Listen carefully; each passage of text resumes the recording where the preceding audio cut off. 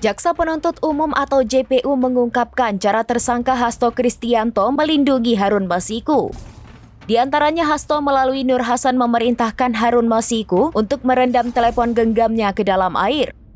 Selain itu, Hasto meminta Harun Masiku untuk sembunyi di markas partai PDIP. Jaksa menyatakan perintah tersebut dilakukan Hasto agar Harun Masiku tidak terdeteksi petugas Komisi Pemberantasan Korupsi.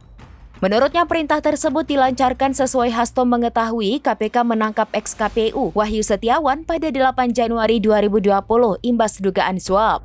Dijelaskan jaksa, Harun Masiku sempat bertemu dengan Nur Hasan di Hotel Sofyan Cikini sekira pukul 18.35 waktu Indonesia bagian Barat.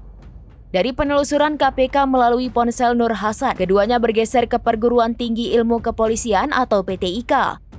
Bahkan di waktu yang berbeda, Hasto juga memerintahkan Kusnadi agar menenggelamkan telepon genggam.